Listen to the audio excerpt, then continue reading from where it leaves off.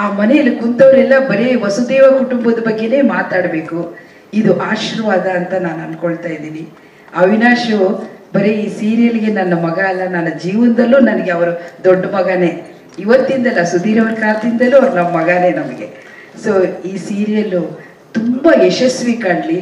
ಆಮೇಲೆ ಅನಿಲ್ ಸರ್ ಅವರ ಡೈರೆಕ್ಷನ್ ಇದೆಯಲ್ಲ, ನಾನು ಈ ರಂಗಕ್ಕೆ ಹೊಸಬಳು ಆದರೂ ಏನೋ ನೋವು ಮಾಡ್ಕೊಳ್ಳೋದೆ, ಬೇಜಾರ ಮಾಡ್ಕೊಳ್ಳೋದೆ, ಡೈಲಾಗ್ ಹೇಳೋದ್ರಲ್ಲಾಗ್ಲಿ ತಾಳ್ಮೆ ಇದೆಯಲ್ಲ, ಅದು ಭೂಮಿ ತೂಕದಷ್ಟು ತಾಳ್ಮೆ ಅವರಿಗಿದೆ. ಸೊ ಅವರನ್ನು ನಾನು ಯಾವತ್ತೂ ಗುರುಗಳ ಸ್ಥಾನದಲ್ಲೇ ನೋಡ್ತೀನಿ. ಆಮೇಲೆ ನಾವು ಕಲಾವಿದರು ನಮ್ಮನ್ನ ಹೇಗೆ ಉಪಯೋಗಿಸ್ಕೋಬೇಕು, ಹೇಗೆ ಅವ್ರ ಹತ್ರ ಕೆಲಸ ತಗೋಬೇಕು.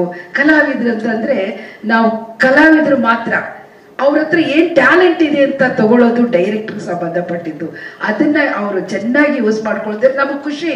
ನಾವು ಒಂದೊಂದ್ಸರಿ ನೆಗಡಿ ಆಗಿರುತ್ತೆ ಆದ್ರೂ ಓಡೋಗಿರ್ತೀವಿ, ಒಂದೊಂದ್ಸರಿ ಜ್ವರ ಮೈಯಲ್ಲಿ ಇರುತ್ತೆ ಆದ್ರೂ ಓಡೋಗಿರ್ತೀವಿ. ಯಾಕಂದ್ರೆ ಆ ಕಲೆ ಅನ್ನೋದು ನಮ್ಮ ಉಸಿರು ಅನ್ಕೊಂಡಿರ್ತೀವಿ. ಸೊ ಆ ಉಸಿರನ್ನ ಹೇಗೆ ಅಳವಡಿಸ್ಕೋಬೇಕು ಅನ್ನೋದು ಡೈರೆಕ್ಟರ್ ಮಾತ್ರ ಸಂಬಂಧ ಇರುತ್ತೆ.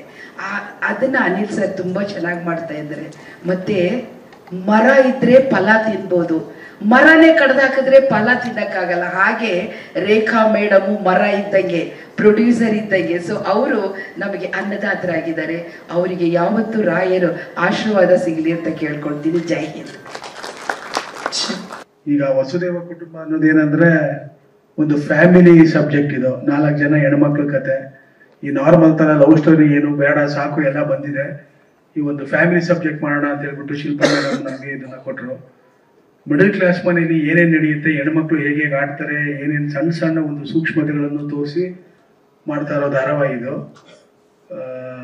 ಖಂಡಿತವಾಗ್ಲೂ ಇದು ಎಲ್ರಿಗೂ ಇಷ್ಟ ಆಗುತ್ತೆ ಅಂತ ಅನ್ಸುತ್ತೆ. ಆಮೇಲೆ ಎಸ್ಪೆಷಲಿ ಇನ್ನೊಂದೇನಂದ್ರೆ ಅವಿನಾಶ್ ಸರ್ 30 ವರ್ಷ ಆದ್ಮೇಲೆ ಮಾಡ್ತಿರೋದು. ನಮ್ಗೆ ಆಕ್ಚುಲಿ ಮೊದಲು ತುಂಬಾನೇ ಭಯ ಇತ್ತು, ಅವಿನಾಶ್ ಸರ್ ಅಂದ್ರೆ ಹೆಂಗಪ್ಪ ಮಾಡೋದು ಅಂತ. ಅವ್ರು ಅಷ್ಟು ದೊಡ್ಡವರು, ನಾವು ಸೀರಿಯಲ್ ಇರೋರು, ಹೆಂಗೆ ಇರುತ್ತೋ ಏನೋ ಅಂತ ಭಯ ಆಗೋದು ಮೊದಲನೇ ಸೀನ್ ಮಾಡ್ಬೇಕಾರೆ. ಆಮೇಲೆ ಎಷ್ಟು ಕಂಫರ್ಟಬಲ್ ಕೊಟ್ಬಿಟ್ರು ಅಂದ್ರೆ ನಮ್ಗೇನು ಅನ್ನಿಸ್ಲೇ ಇಲ್ಲ, ಅಷ್ಟು ಕಂಫರ್ಟ್ ಆಗ್ಬಿಟ್ರು.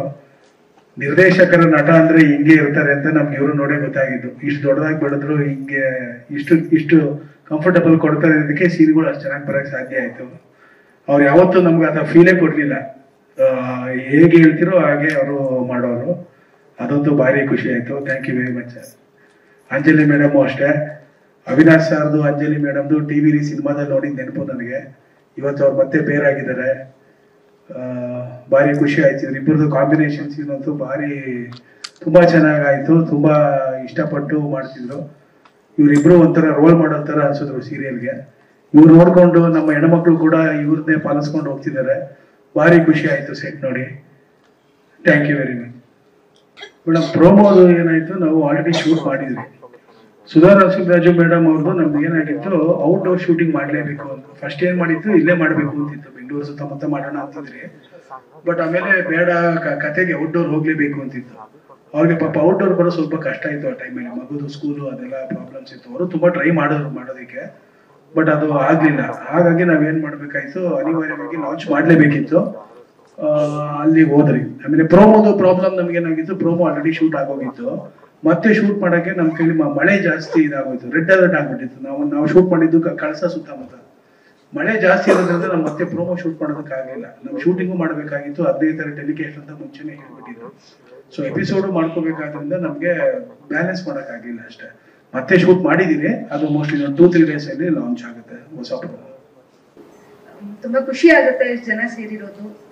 ಅಂಡ್ ತುಂಬಾ ಖುಷಿ ಆಗುತ್ತೆ. First of all we really thankful to Shilpa ma'am. ಅಂದ್ರೆ ನಮ್ಮನ್ನ ನಂಬಿ ಇಷ್ಟು ದೊಡ್ಡ ಪ್ರಾಜೆಕ್ಟು, ಎಲ್ಲರೂ ಸ್ಟಾರ್ಸ್ ಇದ್ದಾರೆ, ಇಷ್ಟು ದೊಡ್ಡ ಪ್ರಾಜೆಕ್ಟ್ ನಮ್ಮನ್ನ ನಂಬಿ ಕೊಟ್ಟಿದ್ದಕ್ಕೆ ಫಸ್ಟ್ ಆಫ್ ಆಲ್ ಶಿಲ್ಪಾ ಮ್ಯಾಮ್ಗೆ ತುಂಬಾ ಥ್ಯಾಂಕ್ಸ್. ಅಂಡ್ ಫಾರ್ ಸ್ಟಾರ್ ಸುವರ್ಣ, ನಾವು ಇದು 4th ಶೋ ನಮ್ದು ಇಲ್ಲಿ. ಸೊ ಇಷ್ಟು ನಂಬಿದ್ದಾರೆ ಅಂತಂದ್ರೆ we will really keep it up. Thank you once again for Star and Shilpa ma'am. And next will talk about our artist. Avinash sir ಆಗಿರ್ಬೋದು, Anjali ma'am ಆಗಿರ್ಬೋದು, ಮಾಲ್ತಿ ಮ್ಯಾಮ್, ಆಮೇಲೆ ನಮ್ಮ ಲೀಡ್ಸ್ ಎಲ್ಲರೂ they are really doing A great job. ಈಗ ಮಲೆನಾಡಲ್ಲಿ ಹೋಗಿ shooting ಮಾಡೋದು ಅಂದ್ರೆ it's not a simple thing. ತುಂಬಾ ಚಾಲೆಂಜಸ್ ಇದೆ.